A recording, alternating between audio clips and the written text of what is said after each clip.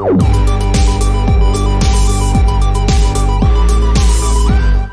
is the Refuge Project. Welcome to the Refuge Project. The Refuge Project is a place to have meaningful conversation in a safe place. And here we are. We are back. Back at it. 2 weeks in a row. I know. That's kind of good. How things been going lately. This close. And I came in today and David said I was going to cancel. I've been frazzled, man. Frazzled. Frazzled. That's a good word. Frazzled dazzled. I haven't heard that word in a while. I almost bought me a shirt last night that said, to stop all the jibber jabber.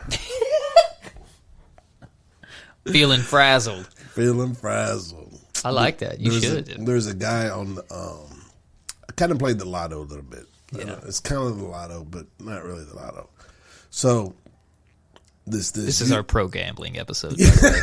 We're it's not gambling because you get something back. Gambling for Jesus. So this YouTuber I watched, he's giving away a Ford F-350 dually. That's a big one. Yeah. It's nice. But every $5 you spend on his page, you get an entry. So I went and bought a shirt. So hopefully I can win this truck. I got it. You know, so I spent $35, get a few entries. We'll see. So you bought a few shirts then? One shirt. I know it's kind of expensive, right? Oh, okay. One time shipping, it's $25 and then tax and shipping, and then it's like $35. Yeah. So, what are you gonna do with this truck? I don't know, man. Just pimp it around. You know, In a 350 dually, 4-door long bed. That's a big truck. It's big. You've got like an 8-car driveway, and that's gonna fill it up. This is the compensating type truck. Yeah, one of those. Yeah, you feeling a little old? It's finally happening. It's got the 18-wheeler tires on it. Yeah, it does. Yeah. Those tires cost more than most people's cars. Yeah. So hopefully I'll have to get rid of it time I replace the tires. Yeah. I like it. Jibber Jabber. That's Jibber a good Jabber, one. Yeah. You should have got the shirt. Yeah, I should have got the shirt. But we should just make our own shirts that say stuff like that. We should. What else? What was another one? Jibber Jabber, Whippersnapper. You can throw that in somehow. No, what do we had? What was the one that I said one time? Not Molly Whopped. That's right. You did say something crazy one time. Yeah, and tried to just play it off like everybody says that. What was that? Like we got scammed. It was but it was Jimmy. We got. Oh man, I forgot about that. Yeah. I don't know. Somebody remembers right now. Well, it's funny because Luke said it a couple days a couple weeks ago. Did he just say it because he heard you say it? I guess. He didn't hear it anywhere else. He said it in the sanctuary, and then Caesar turned around real quick. He was just like, all right, nobody's ever said that word except you and your dad. Me and Hornswoggled. Hornswoggled. That's what it was. Hornswoggled. With an H, right? Hornswoggled. As if it makes a difference. Like it makes more sense than anything. It doesn't mean anything. Got hornswoggled. Yeah, you said it like everybody says that. I'll make him spit out his Coke Zero. He was like, am I right, fellas? We got hornswoggled. Everybody's looking at me crazy. I don't know about you, but I've never been hornswoggled. I don't think we should be talking about that. Yes, right that hurts. That's hornswoggled. Me and some friends, we say, I say sweet cheese all the time. It's like cool beans, but sweet cheese. Sweet cheese. Say, what time we're going to the party? What time are you gonna be there? 7 o'clock. 7 o'clock. Sweet cheese. Okay. And but I always play it off. Anytime I say that in public, because people don't say that, but everybody say that. I always say, people are like, what did you say? I said sweet cheese, and I tell them what I just told you, and I say, yeah, everybody's saying that. That's something everybody says, and so then you'll slowly see people throw that in their lingo every now and then. My buddy that was the best man at my wedding, he made a shirt at some point that says sweet cheese on it. So he just wears his shirt around, says sweet cheese. Doesn't mean anything. But it means something to us. And I love that I can say it and just play it off, and people are like, people just believe me sometimes. So what is the other one? So what is the one that you talked about on the podcast? The inside between you and James. I mean, you and Ben. Oh, Bang Bang Chicken and Shrimp. Yeah, that's and Hornswoggled is you get on to me for Hornswoggled. Bang Bang Chicken and Shrimp. But I know people don't actually say that. I'm not like, yeah, I'm pretty sure everybody says, Bang Bang Chicken and Shrimp. No, me and my brother went on this other podcast called Inside the North Side a few weeks ago, and we were telling that story on there, and David listened to it. But yeah, Bang Bang Chicken and Shrimp. Ben says bang bang a lot. Yeah, it's just like a affirmative thing. Like, what time are we going to be there? 7 o'clock? Bang bang. That's just something he does. And at some point, he added chicken and shrimp. I don't remember why that threw up, but it was so stupid and silly that we kind of said it for a while. And then at some point, I went to the Cheesecake Factory, and I was looking at their, they've got like 100 things on their menu. Their menu is large. It's ridiculous. And that was an item on there. You could get bang bang chicken and shrimp. And confirmation. And I said, are you kidding me? Anyway, it's a whole thing. I enjoyed the podcast because, of course, it just kind of got into a little bit of kind of inside your head about, or y'all's head about, the reason why you do music and kind of the inspirations and different things like that. Mm-hmm. But it was kind of cool to hear you talk. There was an element about, your kind of inspirations from the church and different things like that without like having to slap somebody over the head with Jesus. Yeah. So I thought that was kind of cool. Well, I tell people, because sometimes they'll ask us, like, is it like a Christian band, or you making Christian music, this and that? So I always have to tell them, like, we're not making, quote, Christian music, but I am a Christian, right, and we're making music. So that's, those themes and elements are going to pop up here and there. And then Ben said something that he didn't like say that was like confirmation from God that we're supposed to be doing this, but he kind of like implied like this is the thing that we were supposed to do, and it just like it kept working out like this is the right thing, and I guess like Christian people could take it like this was a God called type deal. So I thought there was some cool elements in there like that, and it kind of like brought the dude's like faith out a little bit too. And he was just like, "Oh yeah, because I think he said he grew up in church." Right. Yeah, he was a cool guy. But you wouldn't have known that if y'all wouldn't have brought that up, So I think that probably brought some things out to some of his fans that he has that background. Yeah, well, I mean, if you're gonna ask us any kind of how'd you get started playing music stuff, like you're gonna have some level of we played in the church for forever.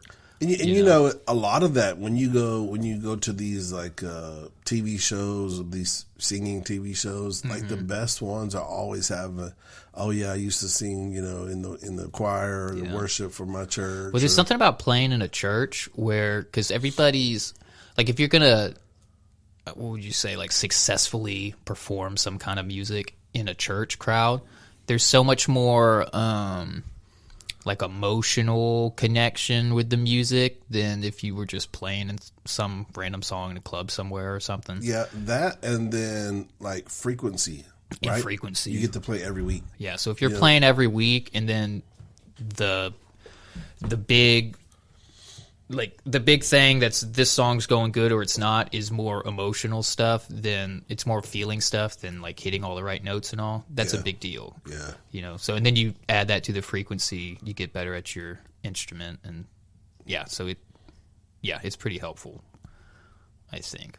But yeah, it was a fun time. If you want to listen to it, it's called Inside the North Side podcast. Yeah, and there's some language in there, so if you don't want to hear that, the guys, it's all coming from me. No, y'all did really good. Me. I just the host said a couple. It wasn't terrible, but no. just to know it wasn't a Christian podcast or whatever. But it was kind of cool.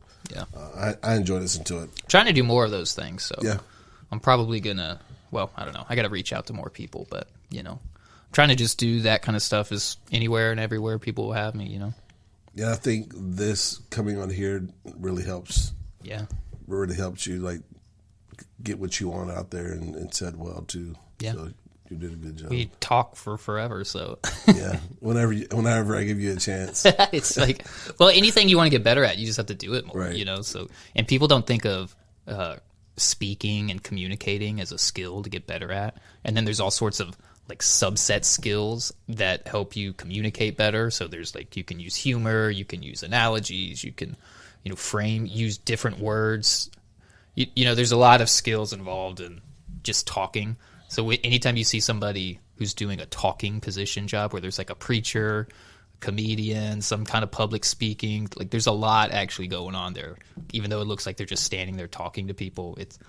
And it's not just public speaking where it's like they have to get over nerves or something. Like there's a whole lot of skills that they have to develop in order to effectively communicate their idea to the people in front of them. So yeah, and if you want to get better at something like that, you just have to talk more to more people in different environments. And, you know, that's one of the things that I think serving tables has been super useful for me, because I just talk to strangers a lot.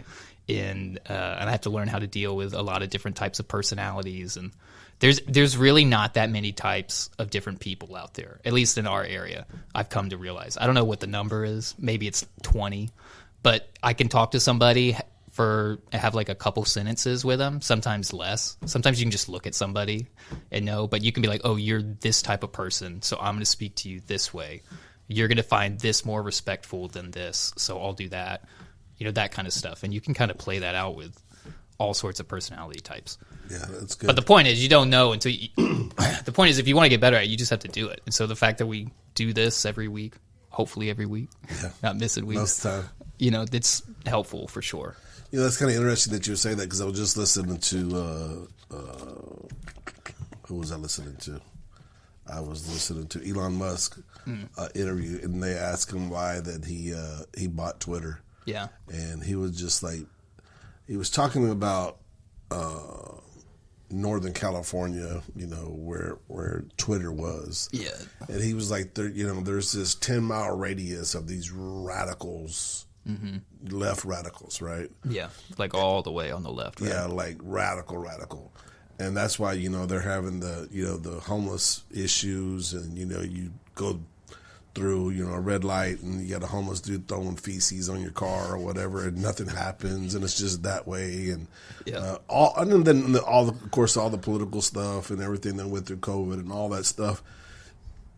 He said normally that would be isolated to a 10-mile radius. Yeah. You know, but through Twitter, they weaponized it, and they spewed all those things through Twitter. Mm-hmm. And he said something that wouldn't normally, you know, just be isolated there within the 10-mile radius now is spewed across the world. Yeah. And he really talked about how they weaponized a social media platform to really kind of hurt the rest of the world. Yeah. And he felt like it was important enough to buy it. So I thought that was, first of all, you have to have the money, huh? Mm-hmm. And then, but the other thing was interesting that he said that that Twitter was directly, it was a government publication. Yeah. Well, they all are. Which was, but he said there was like direct like line and code. Yeah. Well, that was the whole Twitter files or whatever they called them. That was pretty interesting. But yeah, they're all like that. Yeah. I mean, which is crazy. Some more than others. Some more than I others. think Twitter's was like the top of the top. Yeah. But what was crazy about that was the two guys that he opened the Twitter files to, the two reporters, they got like audited. Yeah, yeah. You know, and like terribly or something. And then if you want to bring up some other issue, you're like, well, I think the government's probably got a hand in this. It's like, oh, conspiracy, you're crazy. Yeah. It's like, no, they have, like, we know for sure that they do. I mean, Zuckerberg was on the Rogan thing, and he was talking about how he had the FBI people contacting Facebook. And, you know, Facebook also owns Instagram and all. So you have, for sure, the people were in on Twitter. Zuckerberg also acknowledged, yes, they're in at Facebook trying to control stuff, which means they're also in at Instagram. You know, I mean, you can just go down the line. They're all like that, which is why the whole TikTok thing was funny to me, because they were like, yo, it's collecting all this data. You guys got to look out. The Chinese, they're going to have all this info on us. And it was like, yeah, I mean, that's not so good, but you're all doing that. The same people that were complaining about it were the ones that are doing that with all the American companies. They just didn't want some new... They framed it all as, this is a security threat because we don't want China to have all this information. But really, I think what it was they wanted all that information. They wanted because they were collecting it on their own platforms, and they didn't want to lose that business to a Chinese company. Yeah. And then they framed it as like, well, it's national security, But I don't think it was so much that as they just wanted all of it for themselves. Yeah, it's just one of those things that's easier to control people when you have the information, right? Yeah. And but I mean, I just listed like all the most major social media platforms, and we know for a fact it's not even like a disputable thing. It's for sure they were in to a certain degree. You can, I guess, argue what that degree is, but for sure they were. And then you can name all the major news networks, and you know for sure that they were in pushing different vaccine stuff is just like examples. But you know for sure they're all in, and the people in the news organizations will say, yeah, we get people telling us what we're allowed to report on, what we're not, and all. So that's all the major media outlets. You have people at the New York Times saying the same thing. Like it's everywhere. And people they don't want to just accept that, yeah, for sure they're pushing their own propaganda constantly. But, it's what it is. So what do you think about this? So, the question was asked about allowing, all sides of, whatever to be able to say whatever they want on Twitter now. He's not blocking anybody unless you're have a direct threat. You're talking about murdering somebody or whatever, and then they start looking and blocking that. Then the question was asked, well, how come these Taliban and people and stuff are having their pages? And he said, well, we have a UN exception because we think it's important for world leaders to be able to put their stuff out there so everybody kind of knows this is their views. Even if we all disagree with them. Right, exactly. So I thought that was interesting, but if I can't talk about murder, how come they can talk about murder? You know what I'm saying? But at the same time, like if they're not doing that, then we really don't know who they are. And, so it's one of those things that I'd rather know that I'm talking to a racist than you not know that you're talking to a racist type deal. I don't know. I think you got to keep everybody playing by the same rules. Because, I mean, what if you could... Like, what do the Crips get a page where they can talk about, knocking people out here and there? Like, do the cartels get a page where they're allowed to, you know what I mean? And is the argument, well, no, they don't because they're an illegal organization, and what the Taliban, I don't know. It just seems, it seems ridiculous. If you're going to play the whole free speech card, and as long as it doesn't go against these certain laws, which is, you can't make direct threats on people and all the stuff you can't say in person, you're not allowed to say online. So I can't come up to you in person and be like, I'm going to murder your whole family. People will take that as a threat, and I could be prosecuted, right. But so I can't do that online either. If you're going to use those set of guidelines for some people, I think you got to use them for all of them. Yeah. He called it a UN exception. Yeah. I think the cartel is kind of interesting, right? Oh, yeah. And also, that's the other thing, which I've mentioned before. People don't want to acknowledge how much they control everything. Like, we have the Taliban, and we have all these other, Muslim, terrorist groups. But we have one that's on our border. In our country. And nobody says anything about them. They're killing and murdering people. I wonder why nobody talks about it. Nobody says anything. Why would anybody not be talking about it? Could it be because different people are getting money from them? What? Could it be because they have a little more control than we like to acknowledge? Wow. What? Interesting. What? That's what I'm saying. Like, when people talk about the border, and they're like, it's crazy. What are we going to do? We can't do anything. Like, the cartel runs the border. This is crazy. It's like, well, yeah. Why do you think it's not getting fixed? because the cartel runs the border. Well, there's a lawsuit that just filed by the DOG, Snoop Dogg, DOWG. He's suing people? No. The DOJ. Yeah. Not Department the of Justice? Yeah, not the DOWG. Yeah. Because Democrats, that's like saying there's certain people that are now cutting the fences down and just like opening the borders along, these long like term fences that's been there for a long time. Yeah. So they're filing like lawsuits just to be able to stop them from cutting the fences. So Did you see any of the photos of the wall that Trump started building that like didn't get finished? I think I've seen some of it. It's actually a pretty impressive wall. Yeah. It is. Did you see the one where they had the ramp? They was trying to drive over it. No. I love that though.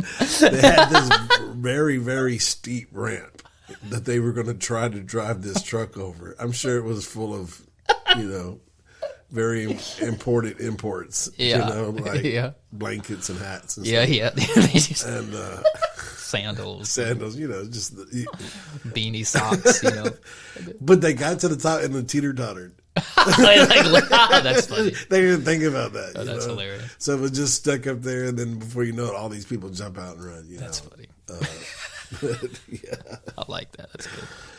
Yeah, so that's interesting. I mean, that whole border control where we got our nose in everything, overseas, but you have this dirtiness right in your backyard, and you're just like, Yeah, well, what are you going to do? I guess we need those people to come over here and help us take care of that while we're over there helping them take care of their issues. Yeah, sure. Let's do it. I don't know. You remember when Trump was like, "Oh, we got to build a wall, and I'm gonna make Mexico pay for it." Yeah, I think it's like you ought to just let them come over and then give them a job building the wall. They'd probably love that job. Can you imagine? There's probably like cartel snipers. Every time they like weld something, like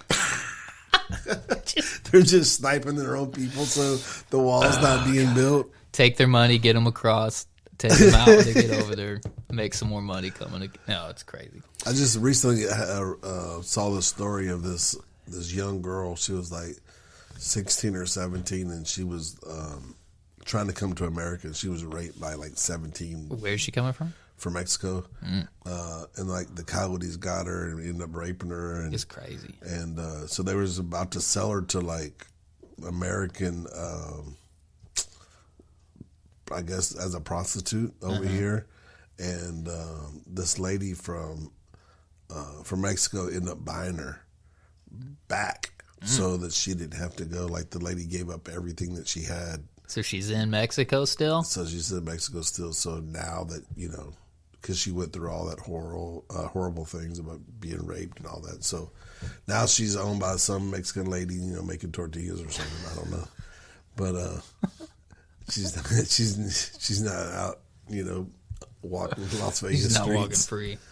That's crazy. Do you ever hear the story of I can't remember how to say her name, but the North Korean girl?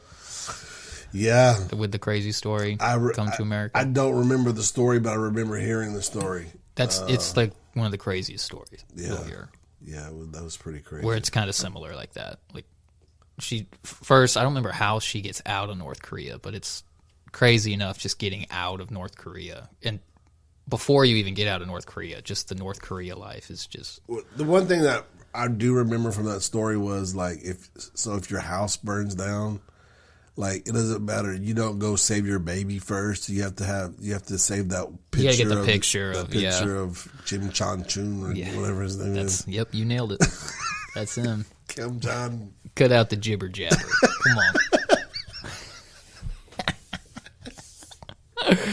Yeah, but her story's crazy. She goes to I think 3 or 4 countries before she finally gets here, and the whole thing sold as a sex slave, and it's all that stuff. It's crazy. I just can't imagine these people are not going to be normal the rest of their life after they go through. She seems pretty normal when you talk to her. I mean, not that I talk to her, but listening to the interviews and stuff with her. To her. Yeah, I've got her on. I could call her right now. We're slacking if you got numbers like that. Yeah, I didn't tell you this. I ain't told you. I got some numbers. I called my grandpa yesterday. He's like you, where I asked him for a number because my toilet's messed up still. It's been clogged for, I guess, since Friday night. And so I messed with it all Saturday evening, me and my dad taking stuff apart, thought we fixed it, didn't fix it. And then I called him, and then it's Sunday, so I didn't, we're doing church stuff, and then we went out to eat for Tara's birthday, so I didn't want to mess around with anything on Sunday. And so then Monday morning, I called my grandpa because my dad says he's got a plumber guy. So I call him, I say, hey, I need a plumber, heard you know a good plumber. He's looking for the guy's number, and he's like, he said, I've got, I don't remember what the number was, but it was like 2,000 contacts or something like that. He's like, you think I thought I saved it here. I've got 2,000 contacts. There's got to be one of these. And he was looking for it. He did finally find it. But the guy's name was Pedro, and he's a plumber, which I thought was great. Yeah, so that's what I was like, you'd think you'd remember that one. Pedro the plumber? That seems easy. So did he come out and fix your stuff? No. Supposedly he's going to come today. Because I called him yesterday morning, tell him what's up, and he says something about his trucks in the shop. He's supposed to be able to get it later that day. If he gets the truck later that day, he could probably come out tomorrow. What are we eating in the sound booth? Because there's toilet issues going on in the sound booth right now. Steve had some issues. There's not a toilet in the sound booth. No, so what are we eating? That's a problem. Because there's toilet issues in the sound booth. I guess the toilet is not if you've got a toilet issue in the sound booth, I can tell you where your problem is. There's not a toilet up there. I don't know, man. But it's stupid because I've got 2 toilets in my house, and the bathrooms are basically right next to each other, so there's a wall in between them. So the toilets share a wall. And it's both the toilets are being affected. So whatever the clock, so they clearly meet, it comes out of the toilets, and then they meet somewhere, and then go to whatever other pipes that go out in the main line. And it's just the toilets, though. So all my other drains are fine. So it's definitely wherever they meet before they get to the main line. Yeah. Which is kind of the problem because, anyway, I'm not going to have all this toilet talk for toilet talk the next time. But anyway, been peeing in the yard. I've been having to go all over town to do my business.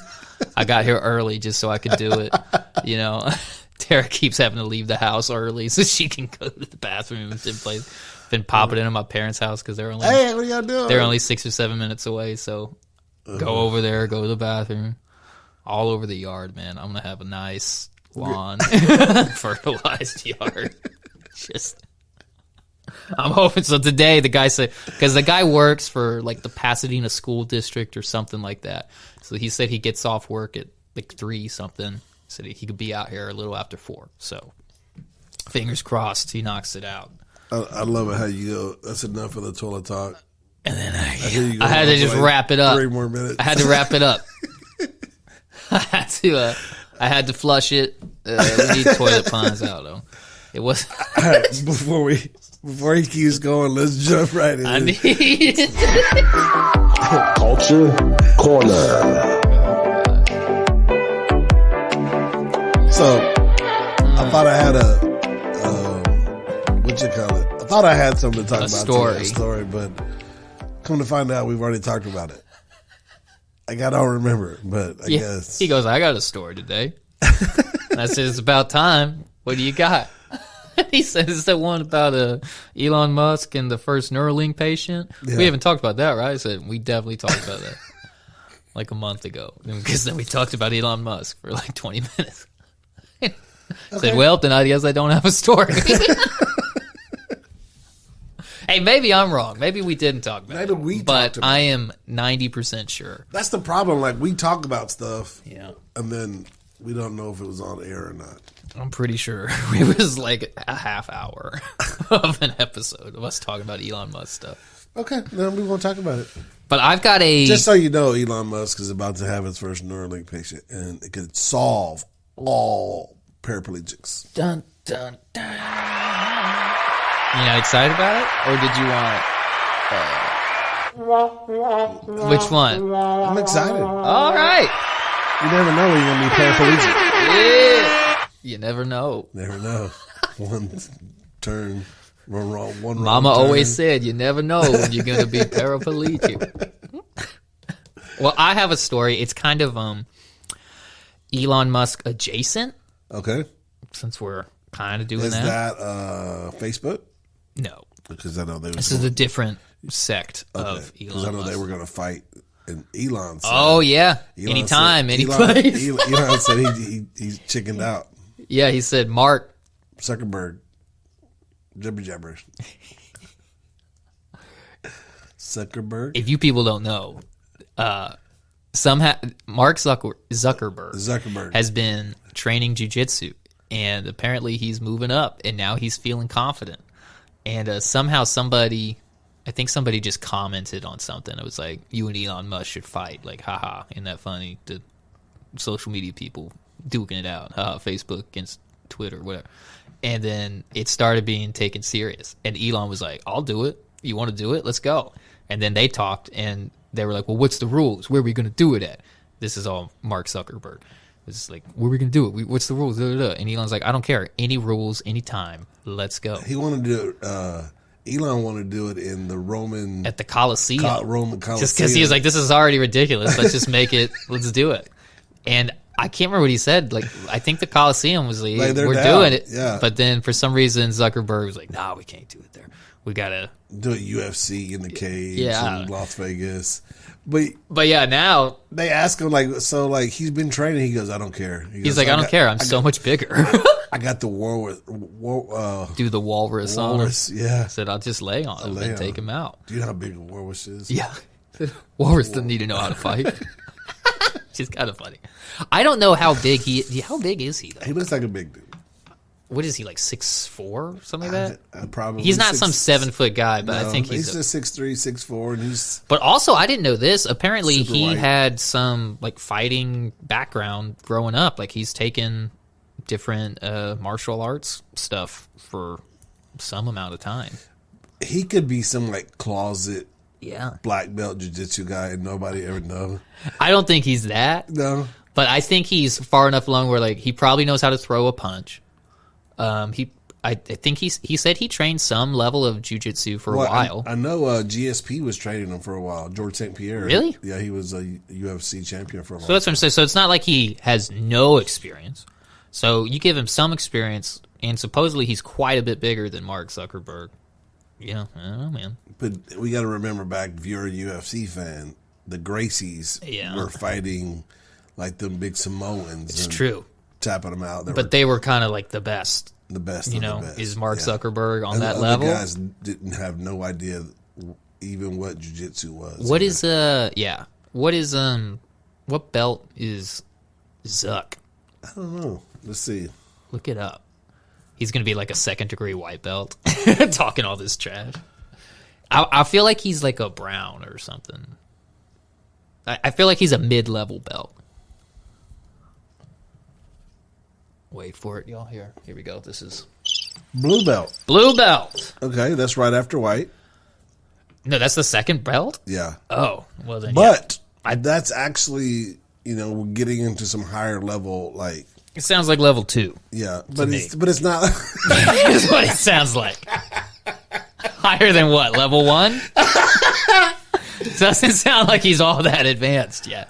Look out! Elon Musk awarded blue belt. Both of them? Yeah, so you got 2. Oh no, I'm sorry, I read that wrong. Look out! Elon Musk, Mark Zuckerberg Oh, awarded yeah. the blue belt. Yeah, okay. Yeah. But so yeah, it's not like he's some black belt taking No. on. But a blue belt Mm-hmm. is very dangerous to people that don't know jiu-jitsu. Right. But supposedly, Elon knows a little bit of the basics. Yeah. Supposedly. If you have some jiu-jitsu defense, you can get by with some Yeah.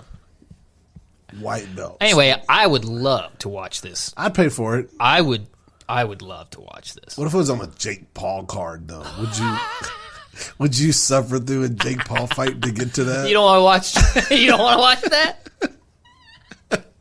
Let's get real. Neither one of these fights are going to be that good. Okay, they're not going to be that good. It's going to be It's just going to be Mark Zuckerberg on the bottom. Going, "Ah." yeah, just, people, the fans are going to have the Musk fans are going to like show up with big tusks. They're all gonna be wearing their tusks, doing the walrus going. No. And the what is Zuckerberg? I don't know. Oh, There'll be a penguin. I don't know. I don't know. I'd love to watch that though. I'd definitely watch it. I'd pay for it. I might even sit there and Jake Paul fight. I'd pay at least $5. You would? 10 is my max, but I would pay something for it. Yeah, for sure. I'd chip in on it. Yeah. All right, we're in, guys. That's We're like in. $20. Yeah. You guys go for it. Yeah, I'm sure it's only going to be 20. Well, here's my story. Okay, yeah, that's Elon good. Musk and Jason. Oh, it is- I was wondering how we even got back It's here. NASA. Okay, all right. Yeah. NASA That's- plans to build homes on Earth's moon by 2040. I'll say that again. Whoa, we haven't invented them yet. That's true. How are they gonna... NASA plans to build homes on Earth's moon, the moon, by 2040. Why? Well, let me tell you. Okay. So, I'll tell you. Okay. So, okay, NASA seeks... So they're going to do it with 3D printing is the plan. So The NASA... people or the houses? Both. They're just going to print all these people in Hey, houses. speaking of this right now, Yeah. have you ever seen? Have you ever read the? Well, you did read the book, the Giver, Yeah. I read it in like 7th grade. but- right? I watched the movie the other day. Oh, yeah. What a depressing book.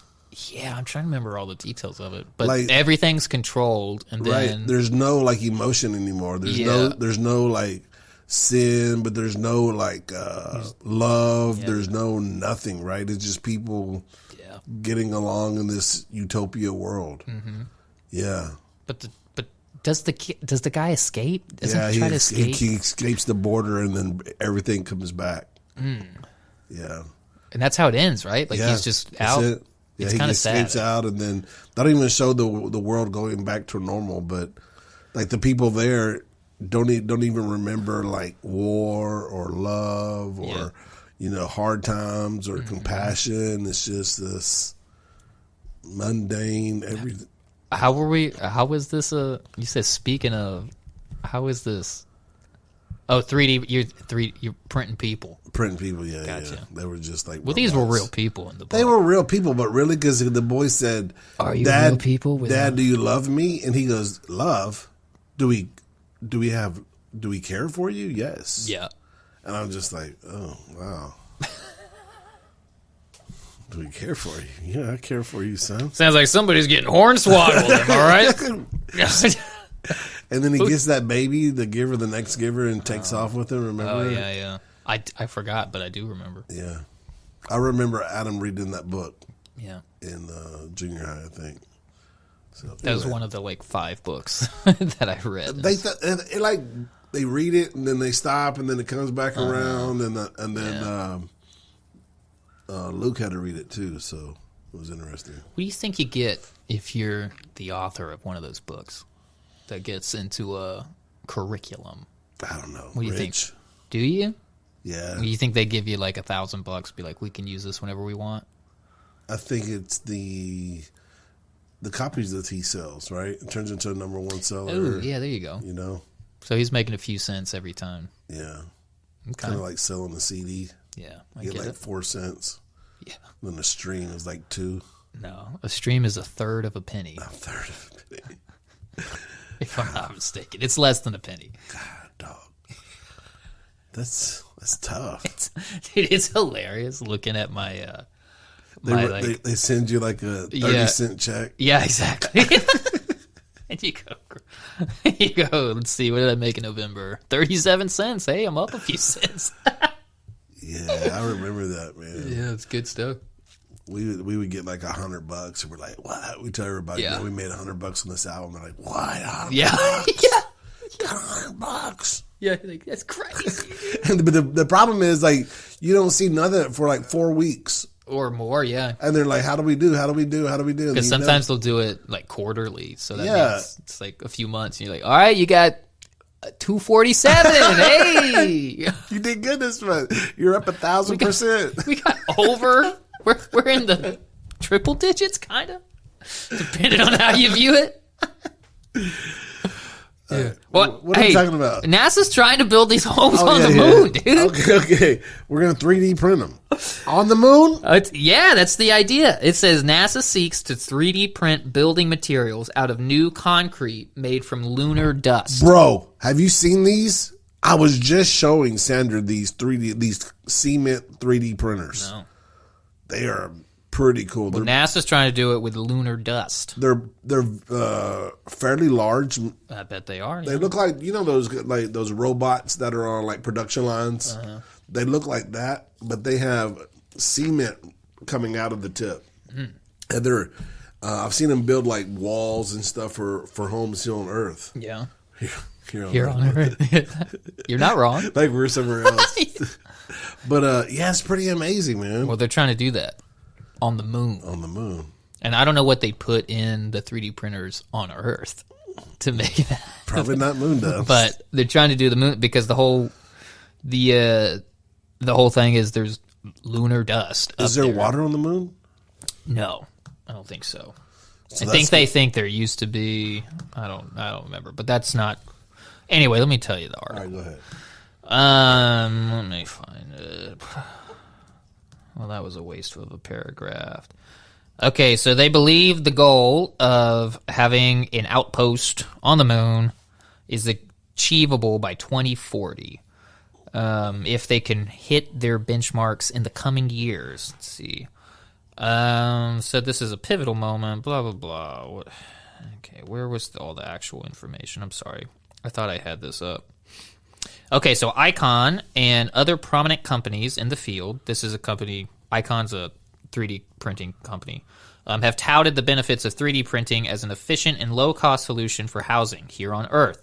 Icon has shown the benefits of this technology by incorporating 3D printing techniques in its construction projects, utilizing a proprietary material called lavacrete. So this sounds like what you've been looking at. Yep. On the moon, however, construction projects face another issue, dust. Lunar dust is highly abrasive and toxic when inhaled. But while it certainly poses a problem for those looking to live on the moon, some engineers also see it as a solution. Some 3D printed homes on Earth, for example, made from common soil and materials found on the surface. If the same sort of technique could be applied on the moon using lunar dust, then those homes and structures would have a better chance of withstanding the extreme temperatures, fluctuating levels of radiation, and micrometeorites that might damage structures made of earthly materials. And it kind of keeps going on. But basically, they're trying to have like a scientific outpost that people could stay at for short periods of time. And to construct them, they're trying to have this whole lunar dust 3D printer thing. Okay, so I got a question. Yeah, ask the question. I'm not an astronaut or astrophysicist. Say that again. But if there's no gravity on the moon. No, there is gravity. It's just lower. That's why they bounce around. You see them hopping? Yeah. So how come the dust don't go anywhere? And it's light enough. The same reason you don't go anywhere. Same reason dust on Earth doesn't go anywhere. There's still gravity. So you wouldn't just float away? No. If you're not attached?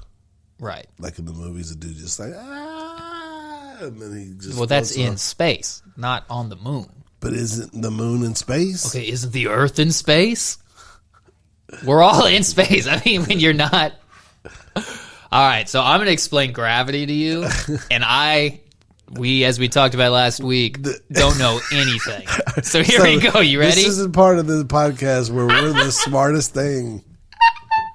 Okay, so all these different objects in space have a certain level of gravity to them, but the bigger the object, the stronger the gravitational pull. That makes sense with mass and... Yeah, and you know about mass and stuff. Okay. So the moon, there is gravity on the moon pulling you down, but since it's so much smaller than Earth, it's a lot less. I think it's like a third, the gravitational pull or something like that.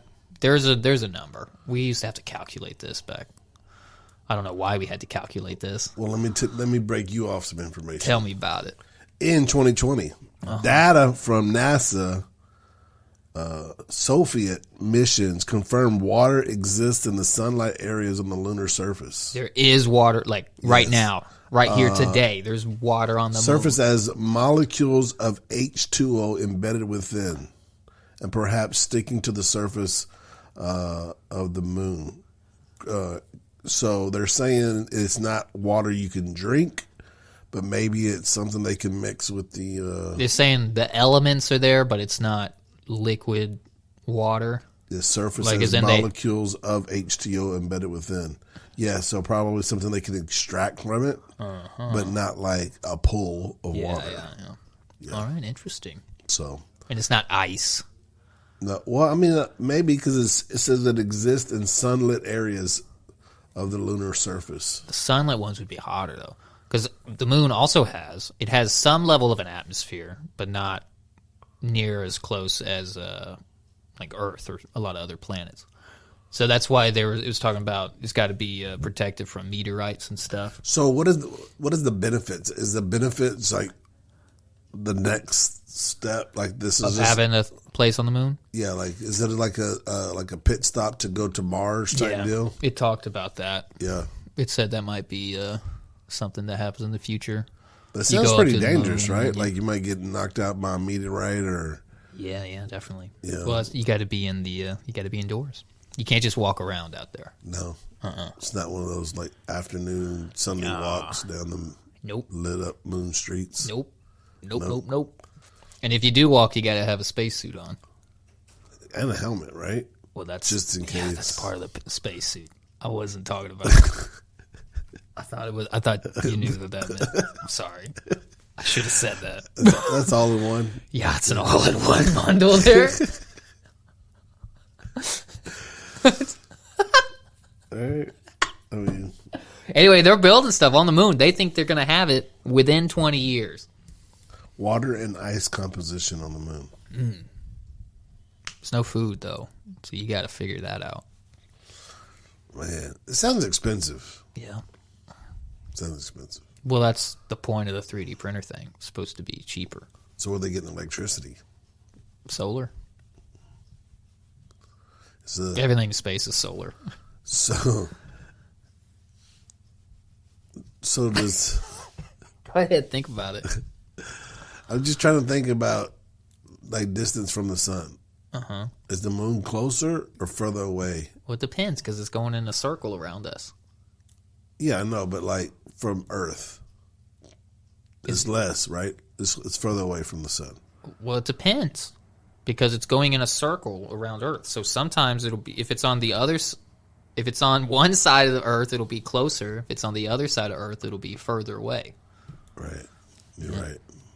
Yeah. Because the moon moves too, though. The moon is... Yeah, this is great. This is a great episode. The moon It's all is kind orbiting of around the Earth, Yes. just like the Earth is orbiting but around the opposite sun. of the sun. Yes. It's doing both, so Yeah. it's going in a circle. Yeah. It's all coming. Y'all back can to see me wiggle my hands, but It's it all made coming sense. back because I made one of these models. Yeah, when I you was made in- this model, I did. man. I did. And you explained it to the class, I'm sure. You Yeah. remember. Bro, you know how many years ago that was? At least 80. It must have been in...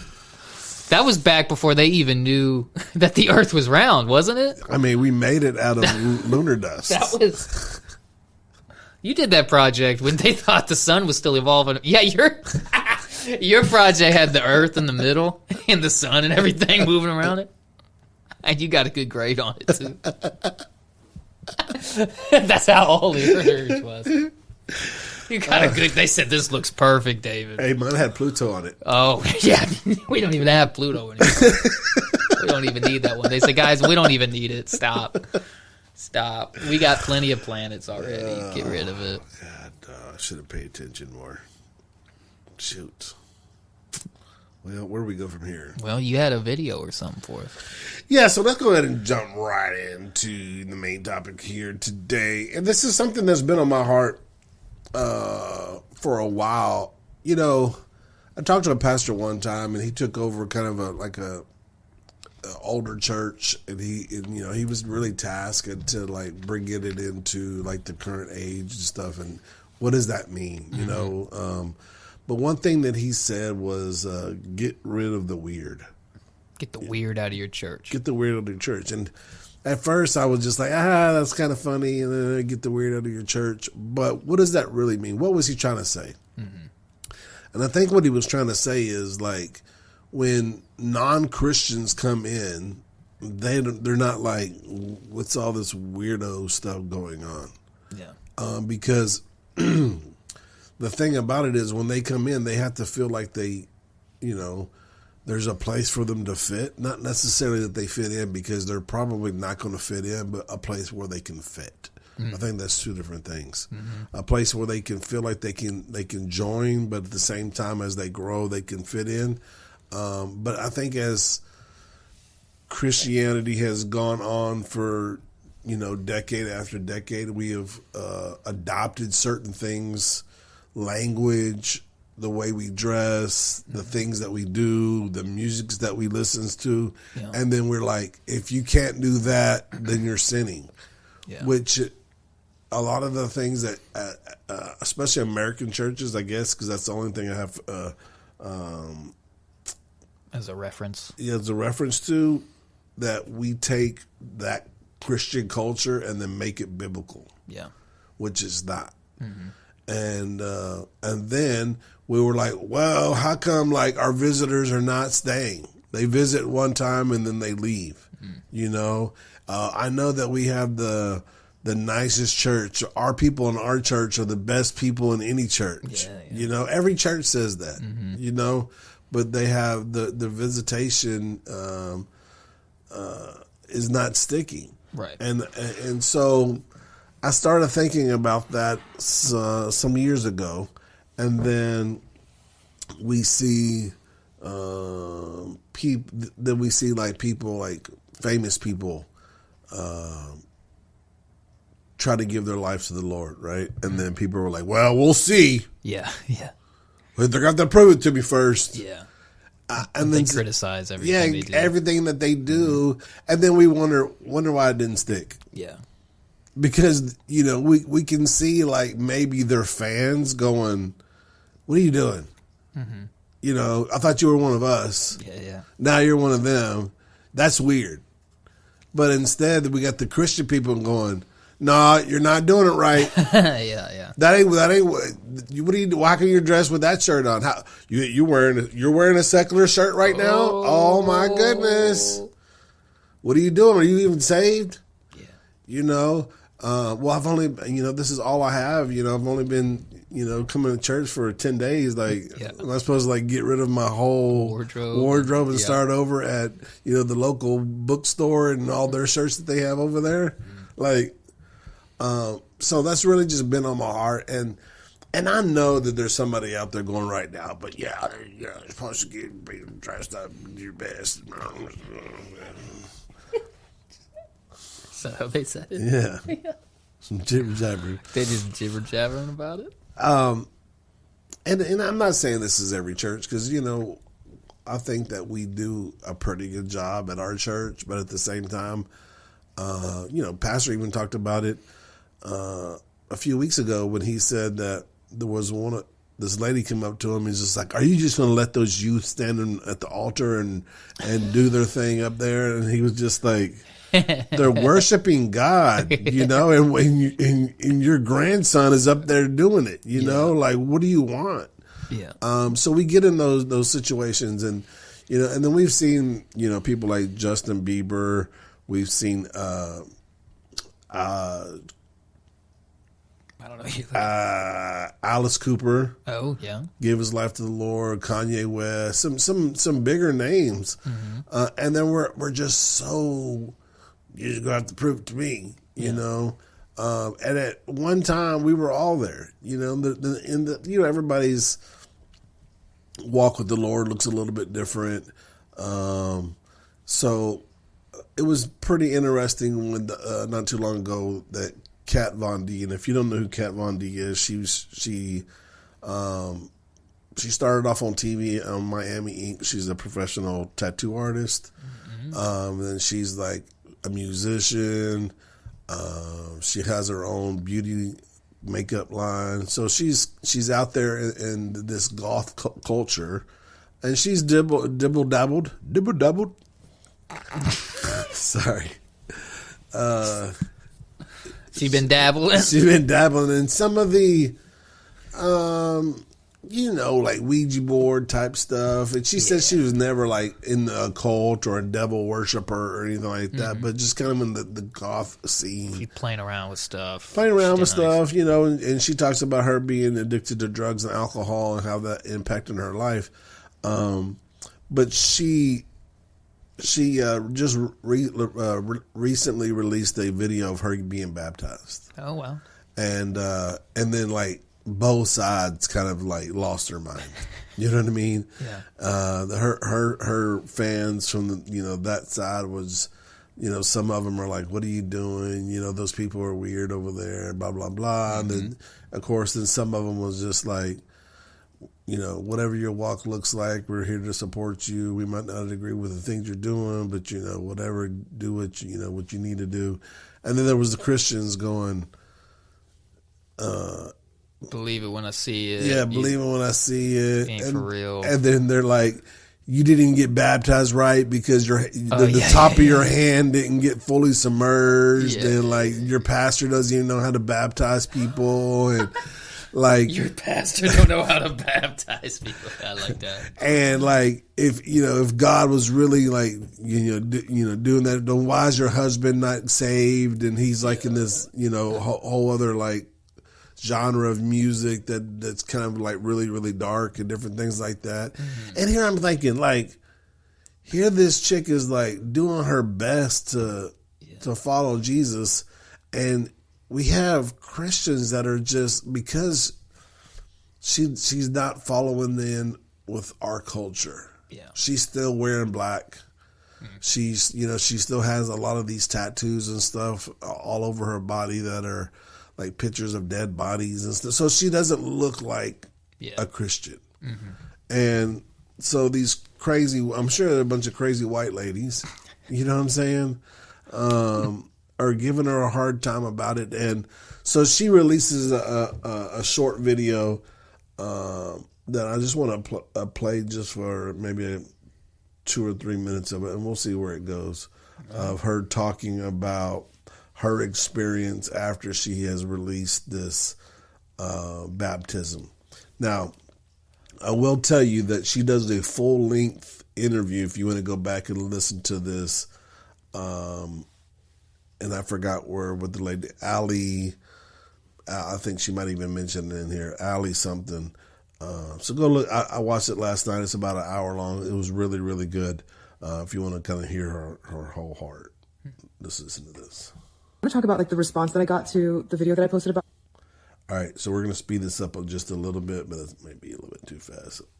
I like listening to stuff at 1.5 so I can get more done in the day. You like that chipmunk sound? Chipmunk. Like it? Speaking of chipmunk, she in this video, I know that you can't see it. I'll turn it so you can see it. But she has 2 cats, the hairless cats, and a squirrel running around in the background. I don't know. Hairless squirrel? No, squirrel's got hair. All right, we're going to listen to this 1.25, so it might sound just a little bit different.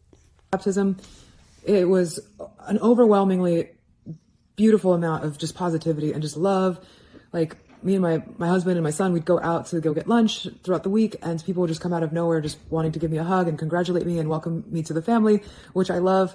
And it's been pretty awesome. I'm actually shocked because I was expecting to get so much hate for it. I know that a majority of my fans and my followers are not Christian.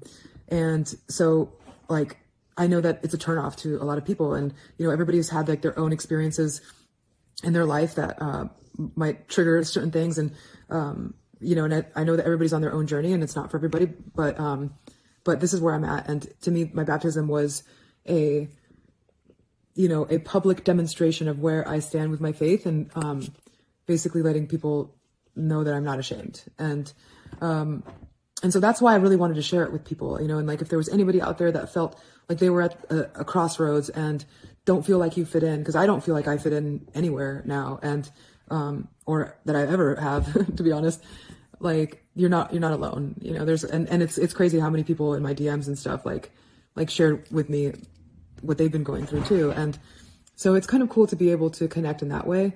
But there was this other side of the response that was just so awful. And, you know, it wasn't my atheist friends. You know, you would think that all the hate would be coming from people who are, you know, against religion or against Christianity and stuff. And, you know, we got like the typical, like, dumb, mean, like, emoji comments, but like, it was really the Christians who were the worst. And it was just really like sad to see like this critical display of judgment, from Christians. And I don't understand what would inspire that aside from like something that's more egoic, because that isn't Christ-like, you know, to judge people or judge people's journey. It's like, you would think that most Christians would be like happy for you when you, you know, come to this point in your life, especially when you get baptized. Like, baptism is so beautiful, and it's such a big landmark in time. For me, at least, it was one of the most important days of my life. So it's like strange that these handful of like negative, critical Christians would like come at me in such a public way as well. I think one of the biggest, or one of the comments that I would see like repeatedly would be like people saying that I was faking it and that this is just a PR stunt to get like clicks and follows, and I don't, or views, which I think is so weird because, I mean, all right, we're gonna finish playing this, but really, like, you're judging her and saying this, like, how big of a stunt does this have to be for you to say, to turn from like the kind of the darkness that you were in to say, hey, I'm gonna bring a camera into this little, you know, Baptist church that has like 25 people in it, form, you know, me being baptized, you know, and then go out there and release it on the internet and saying, oh, this is just a stunt. Yeah, it sounds weird.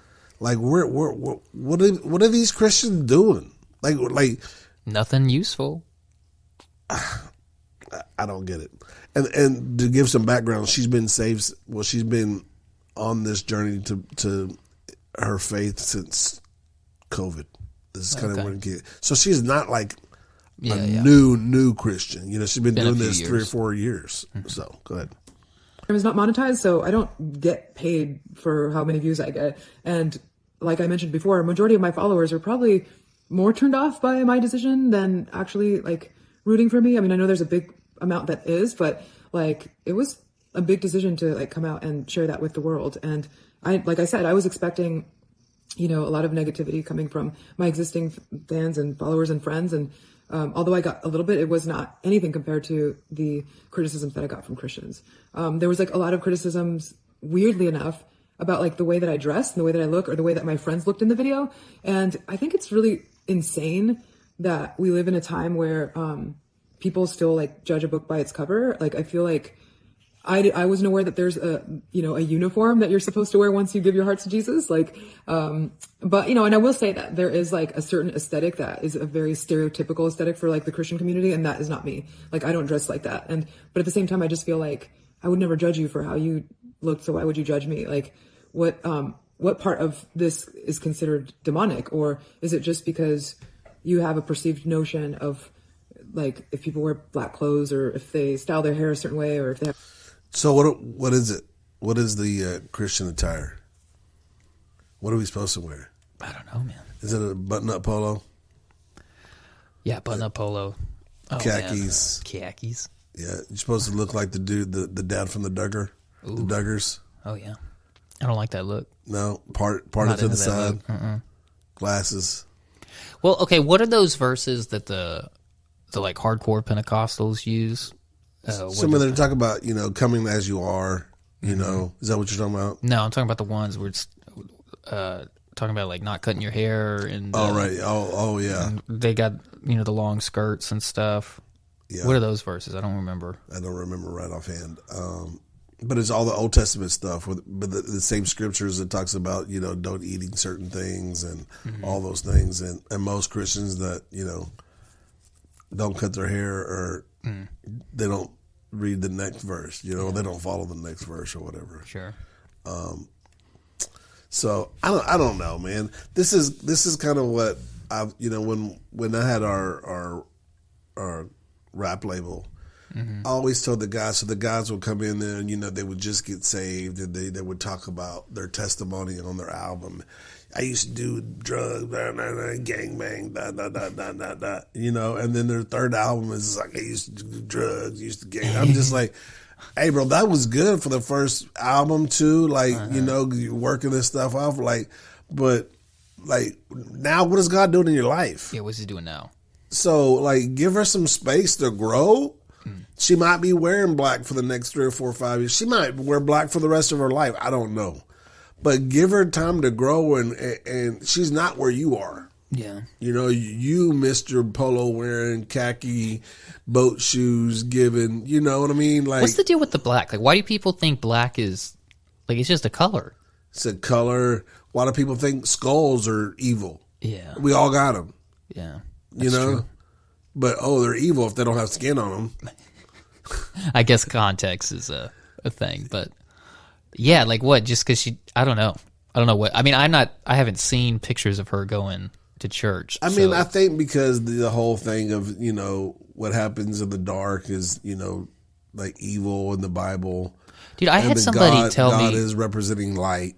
Yeah, but everybody's got, you got a black shirt on right now. It says love and it's got Elam Church on it. And stuff. Yeah. Is it wrong because it was a black shirt instead of a blue one? What do you?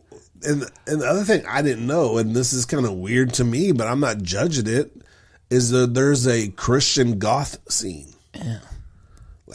It's, to me, the older white dude in the room, it doesn't make sense.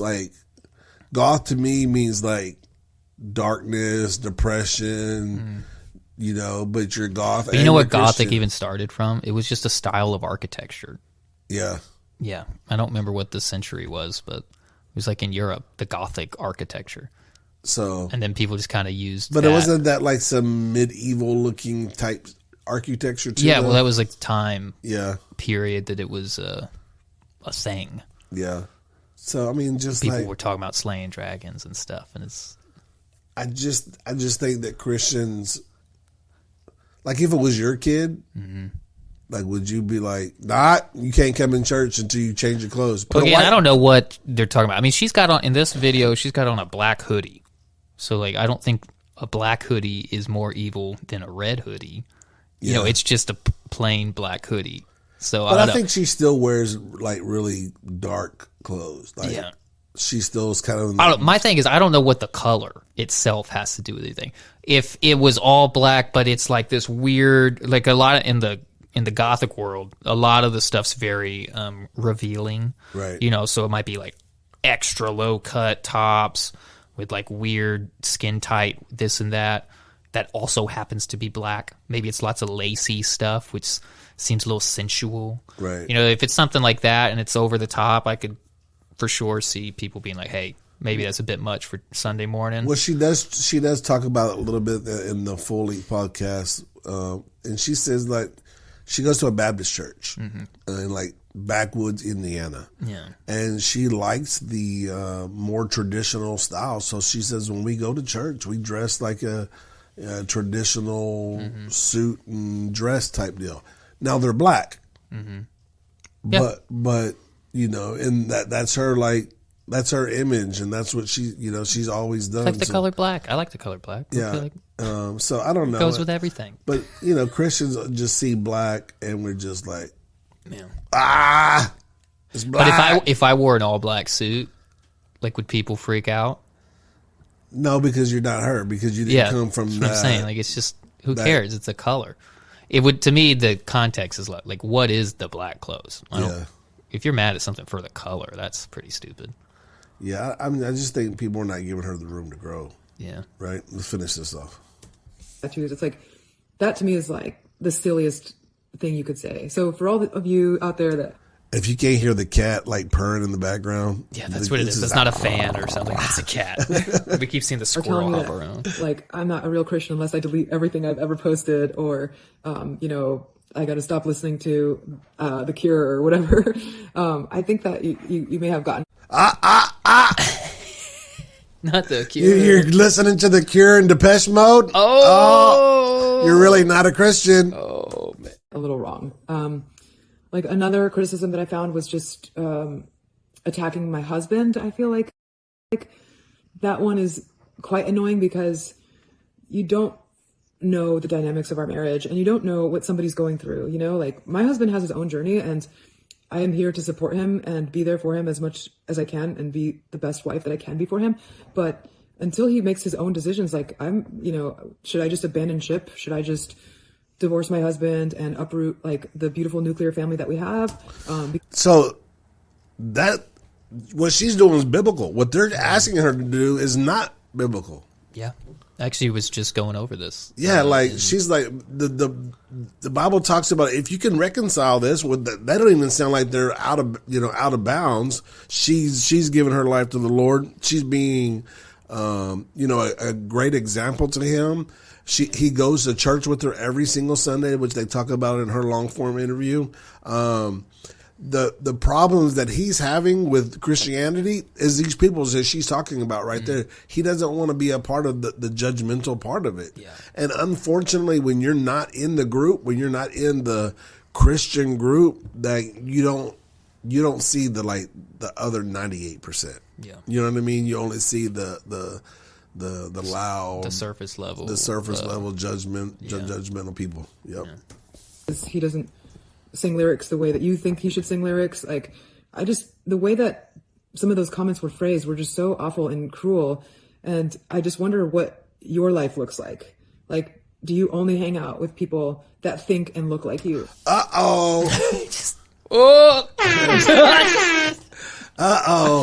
So we were just talking about the 10-mile radius on these far radical rights. Yep. I mean lefts. Yep. Now we're talking about this small group of radical Christians that don't give any grace when they need all the grace they can get, that are super judgmental.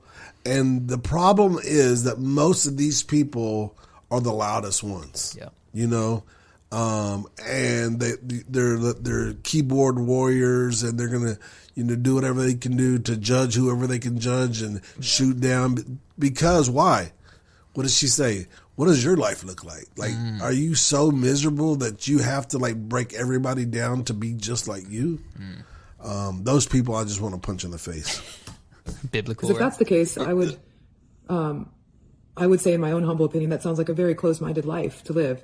And hopefully that's not the case for you. You know, I have so many friends that believe in so many different things that, that I don't believe in. You know, I have friends that don't align with my political views or my spiritual views or even my parenting views. Like, that does not mean that I just cut them off or I don't talk to them. I just think that's such a weird thing to say or do. There was where do you land on this? So I'm getting saved now. What do you do with your current friends? It's tough because some of them I think you do got to get rid of. Yeah. But I don't think that's all of them all the time. I think just every situation's a little different. Every relationship's a little different. I mean, like maybe they're coworkers. You're going to see them every day. Like you don't want to just be like, hey, just so you know, I'm never talking to you again because we don't agree on this stuff. Yeah. But if it's the friends that the only time you see them is getting drunk at the party with them, like there's not really going to be a place. Right. And she kind of talks about that in her long interview about if there's any drugs going on. Like she said, she could go somewhere with, alcohol and it doesn't like trigger her. But if there's drugs, like she's out. Like I'm not doing that. So I think when she's talking about these things, she's putting distance in between certain people and her. Yeah. But at the same time, she's not like closing them out of her life where she can't love on them and answer questions about them. And I think that's where we need to be, especially at first, right? We do need to put some distance between us and our older life. And most of the time that's people and things. So we can grow in Christ, right? We got to empty out the old so we can, what the Bible talks about the new wine skin for the new wine. We have to have that. And then we can eventually go back. I tried it. I went back too early. Went back to the streets too early. I thought I was like where I could be and just hang out with the boys and just kind of live that life of. But at the same time, I'm in the wrong environment, and before you know it, I wasn't as strong as I thought I was, and then I'm ended up doing some of the things. So the one thing that I was trying to do ended up showing them a weakness in my faith. Yeah. You know, I think it's more important for not so much for you to kind of go out of your way to get rid of people as it is to just kind of let them know, like, this is what I'm doing now. I'm not doing that anymore. And then, you know, they'll either support you and or come along with you, or they'll kind of leave you. Yeah. I don't think you have to go call people and be like, just so you know, we're not friends anymore. Right. I think it's more just like, hey, just so you know, I can't go to that party anymore because it does this and this and this, and I'm not living that life anymore. And then it's kind of up to them. Yeah. Yeah. Yeah. Let's check it out. That we're criticizing the actual baptism, like, because Pastor Brian, he didn't dunk me all the way to where my hands weren't underwater. And I feel like when you start getting into that realm where you're like pinpointing all of these details that really at the end of the day do not matter. You know, I didn't get baptized to be saved. I was already saved. And I didn't get baptized, you know, to make it about me. It was never about me. And I think that these people that come at me with these like negative, critical comments, I just hope that you're able to maybe take some time and reflect on how you're viewing the world and how you're possibly pushing people away.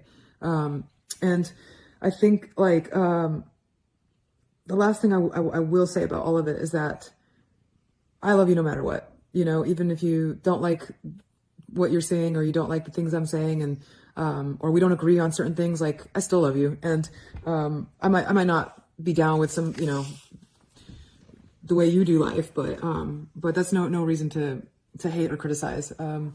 And I guess that's really, really kind of what I wanted to cover. I do want to. So I think at this point in her walk, she's taking the higher road. Yeah, you know? sounds like it.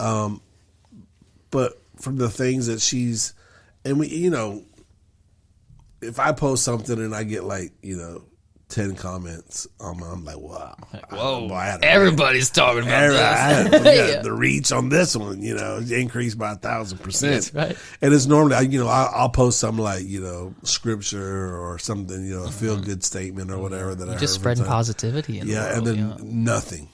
Right. And then me and Sandra go on a date and I'll do a little ussy or whatever and post it on there like, oh, what a cute. Anytime she's in it, I can get like reactions. That's right. That's right. But can you imagine if you're getting thousands of reactions, and even out of those thousands, if 100 of them are negative, you know, I think we have to put in perspective of the things that she's seeing, even though that 1,000 are positive. When you get 100 negative of whatever, you know, that represents, you know, a population, you know, because it's not one or two. Yeah. You know, seeing this comedian, you know, and he's like, now that he's getting popular, you know, he's got some comments, and it says, you know, Cam is a growing good comedian, and one day he's going to be a good father. And then he said the very next one, it goes, I totally disagree. like, come on, man. Like, why? They're just talking. Like, why do you have to like this kid's living his dream, and you just gotta like take his whole fatherhood and everything out? You know? His fatherhood. I don't know, man. I think people have the right to say it. Like, it's called the comments section. Like, it's supposed to be so that everybody watching the video can say what they thought about the video or whatever it is. And if you're going to do that, like, you know, some people are not going to like the video, whatever it is. But I think on like a comedian deal, that was pretty funny. Maybe the guy was trying to be funny. Yeah, you know. But when you have Christians like chopping the legs off a Christian, that's not so good. Yeah, not so good. Yeah. What are you doing? Yeah, what are you doing? Like, what are you doing? And I think that, you know, this is what's turned Christianity off to a lot of people in the world. It's just like our own people. Yeah, our own people. And I look, I'm not saying this is most Christians, but when we're talking about creating a healthy culture in our faith, we have to think about these things. Yeah, we have to think about what does the Bible say who we are? okay, and then strip all the other stuff that we've like built up. It's kind of like, the spring cleaning. You look in your closets after a couple of years and you're just like, what is all this junk? I don't need it. These clothes don't fit anymore. These clothes don't fit. Even the fat boy clothes don't fit the fat boy no more. You know what I'm saying? Yeah. Like you're not getting down to 175 no more. Not with that attitude. Jeez. No, I'm not. I'm telling you. Definitely not with that attitude. That's a long ways, bro. 175? That was in 20s. That was 20 years ago. Are you kidding me? 170? I mean, if I get to 195, I'm good. You know what I'm saying? Yeah. But like we collect all this stuff and then we call it something that's not. Like those are gonna fit. No, they're not. And we have to be careful when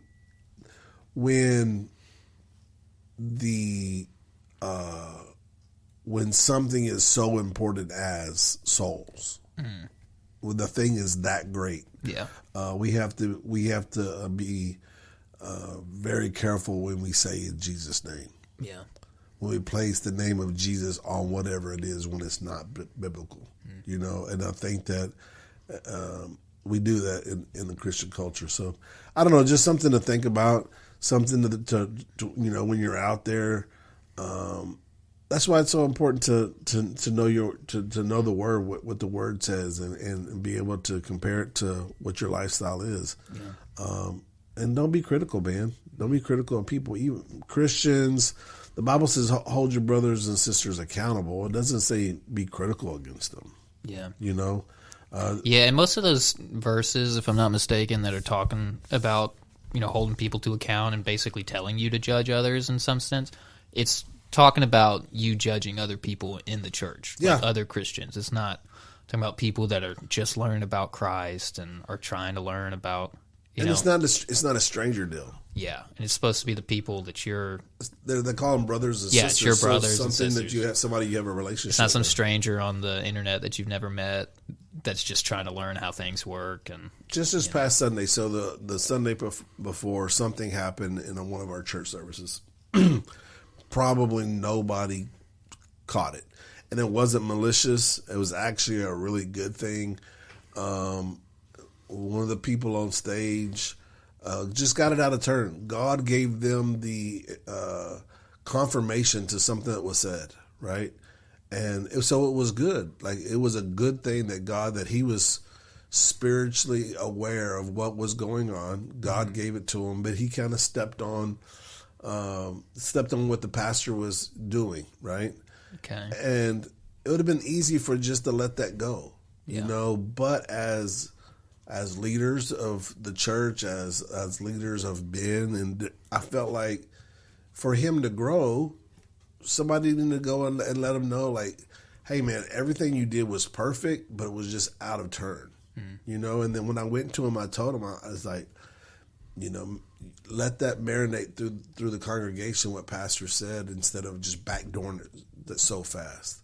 And he was just like, oh, yeah, because he felt like God put it in his spirit, but he was just out of turn a little bit, like, and so that's the things that we're supposed to do. We're supposed to come with him in love and saying, hey, you got it, but it was just out of turn just a little bit. Next time, be sensitive to the spirit and do it this way. Yeah. And that's the way we're supposed to correct our brothers.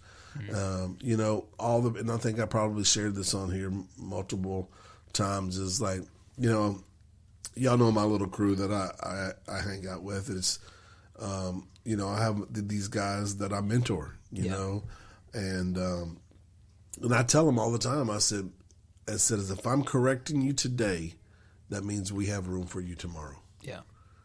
You corrected them because you want them to be better tomorrow, because you want to be better for their families, you want them better for their ministries, for the church, the whole thing. When I quit correcting you, it's because we've done all we can do and you're not getting it and we're moving on to somebody else. Yeah. And that's the same thing I told this young man. I said, this is because we want you around, and I think that's the way you have to do it. I got on to my boy, man, pretty. I thought he had the wrong outlook and mindset on this certain situation that we were counseling him in. This is one of the guys that I mentor. and I ripped them, man. I really did. I felt like I got on them pretty hard, maybe too hard. Yeah. And I felt bad, so the next day I called him, and I was just like, hey, man, just like, just kind of see where you at. I know I got on you pretty hard yesterday. Mm-hmm. And he goes, Pastor, you told me, like, if you're correcting me today, that means you have room for me tomorrow. And he goes, that's the way I took it. And that's the relationships that you have to build. She has a relationship in her church that's walking her through the things. Yeah. She doesn't need a keyboard hero trying to walk her through those things. She has the people that she's building relationships with that's walking her through the things that's going to, maybe one day she doesn't listen to Depeche Mode. Yeah. Maybe one day she does. I don't know. Maybe she starts listening to songs in a major key instead of a minor. Whoa! Something besides D, E, and F. Whoa!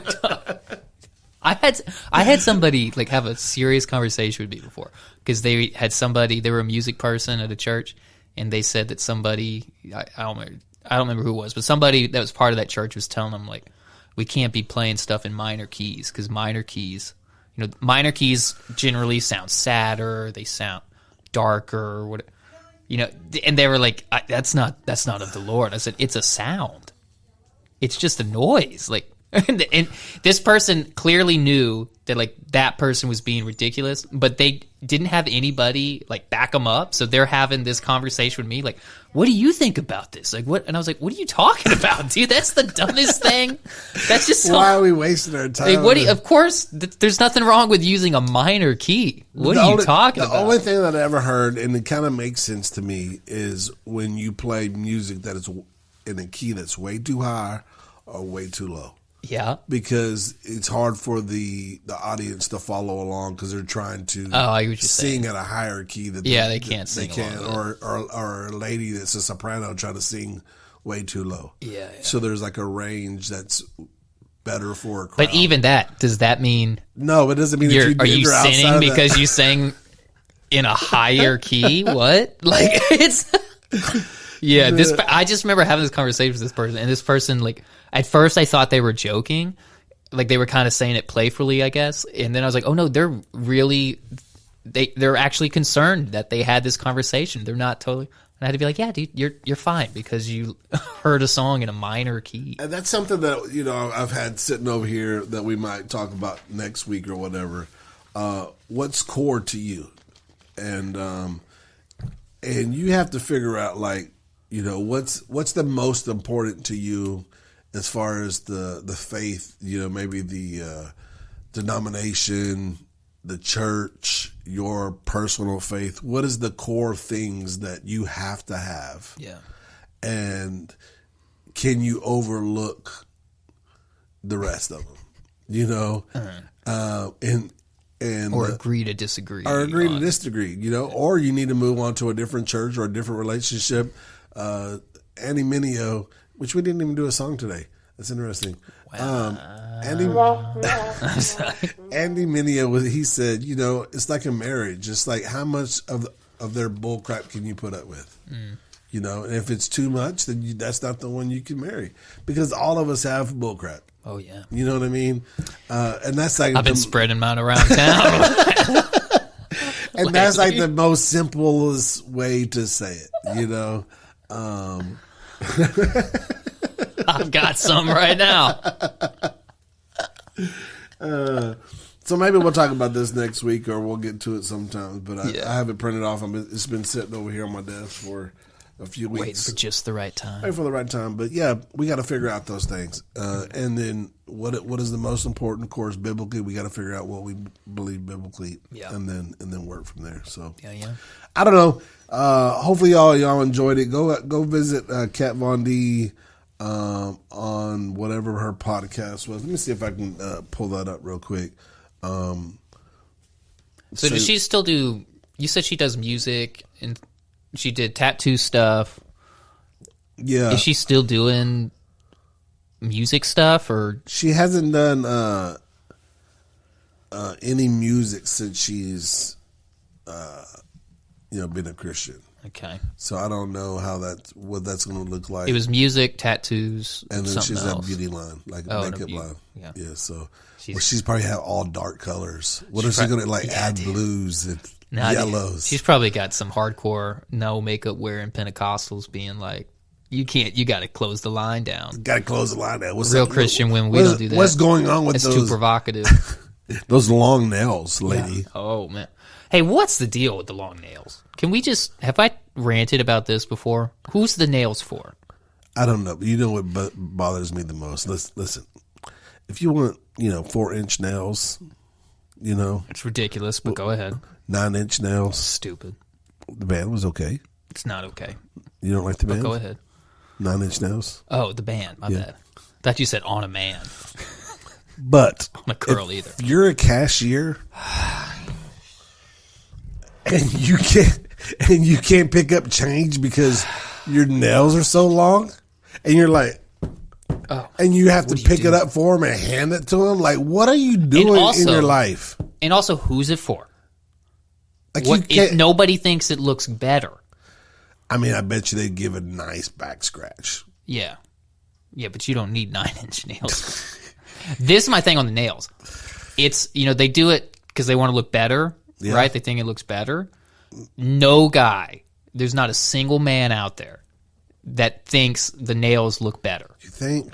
Not a single guy. There's got to be some subculture. They either are like me and think it looks stupid, the extra long nails, or, I said it, whatever. I don't hate you if you have it, but I think it looks stupid. Whatever.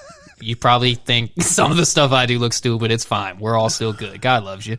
Anyway, they either think it looks stupid or they just are like, whatever. Doesn't bother me, I guess. But no guy's like, yo, you see that girl's nails over there? I got to go talk to her. Do you see the nails on that girl? Oh, no guy's like that. It's either a negative or at best it's a neutral. So the nails is just for the other girls that have the stupid long nails too. And then they all come together and clink them on stuff and can't pick up anything. And they just drop everything all day. And they just go, girl, look, yes, queen, I like them nails. Yes, queen. That's it. It's just for other dumb girls with stupid long nails that can't give you change at the cash register. Oh, that drives me nuts. That's what I feel about the nails. Or the ones that are like when you're in a fast food restaurant and they try to hand you your drink. And their nails are like wrapped all the way around it. What are you doing? It's like a cup holder in their hand. Who is this for? Who is this for? Nobody's better off because of this. The nail tech. The nail tech, yeah. You think it's so stupid. You know that's got to be expensive. It's the thing that's supposed to make you look better that none of the guys care about. Because Sandra, she'll go get her nails done, pedicure, manicure, whatever. What is it, like $50, $60 more? Yeah, for just like, I don't know, for regular nails. Just like, for regular $50. Mm. If you get them extensions. Dude, my wife just had a birthday, right? $100 probably. Oh, yeah. It's probably like 3,000, 4,000. It's probably like a million. It's probably got to be like at least. What's that dude's name that did that video? I don't know. How much money you make? Man, got to be at least like 3,000 million something dollars. Like, at least. Like, that's a good clip. I like that clip. Anyway, hey, if you got the long nails out there, God loves you too. Just get rid of them. What are you doing? God loves you. Save you some money. Save you some time. But listen, if you come to our church, you got long nails. That's great. Cool. Come on. Yeah, you're not going to hell for it, but we'll get you saved and you'll get rid of it. Yeah, we'll get you.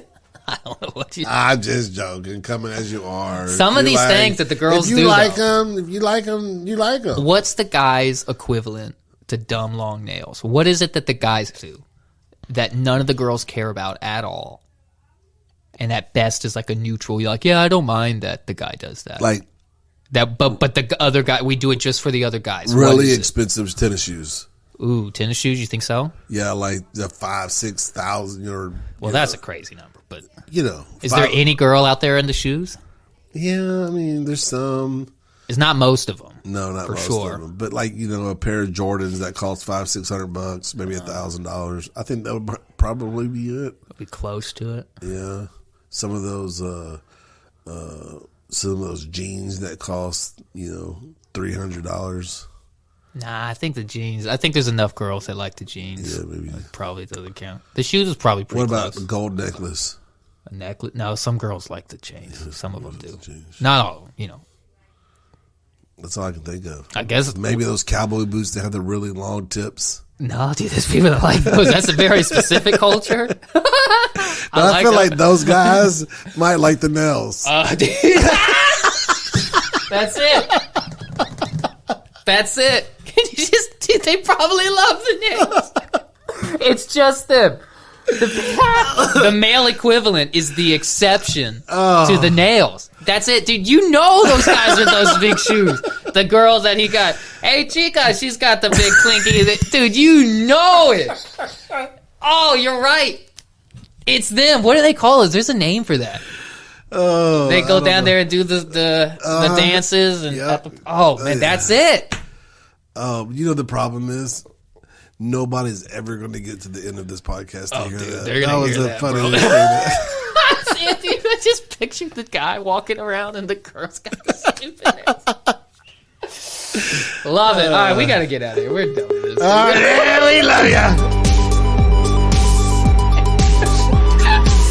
Senorita. The Refuge Project.